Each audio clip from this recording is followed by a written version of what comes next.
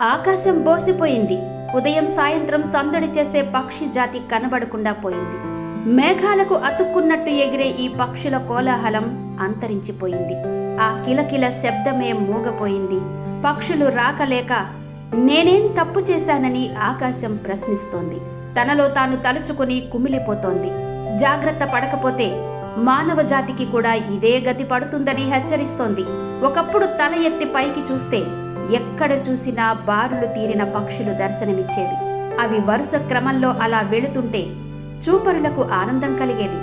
కానీ ఇప్పుడు ఎక్కడా అలాంటి పరిస్థితి కనిపించని స్థితి ఏర్పడింది.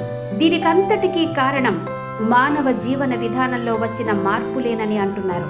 చెట్లు విపరీతంగా నరికివేయడం, పంట పొలాల్లో విషపూరితమైన కెమికల్ ఎరువులు మరియు మందులు వాడడం, మితిమీరినటువంటి విద్యుదీకరణ కారణమంటున్నారు. పరిశ్రమలు ఎక్కువగా స్థాపించడం వల్ల కూడా పక్షులు ఆకాశంలో విహరించలేకపోతున్నాయి అంటున్నారు.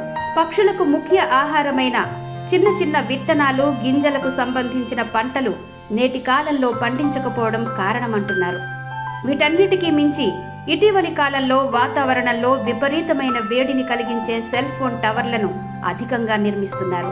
వాటి నుండి వచ్చే రేడియేషన్ మరియు ఎలక్ట్రోమాగ్నెటిక్ తరంగాలు పక్షులను చంపేస్తున్నాయంటున్నారు.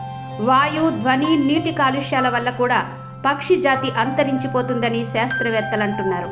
దీనివల్ల వాతావరణంలో అసమతౌల్యం ఏర్పడి మానవుడు అనేక రకాల రోగాలకు గురవుతున్నారని అంటున్నారు. ఇప్పటికైనా పిల్లలకు పక్షుల మీద ప్రేమ కలిగించే విధంగా వాటి ఉపయోగాలు భవిష్యత్ తరాలకు తెలియజేయాలని వారు కోరుకుంటున్నారు. దీనిపై ప్రభుత్వాలు కూడా శ్రద్ధ పెట్టాలని వన్య ప్రేమికులు కోరుతున్నారు.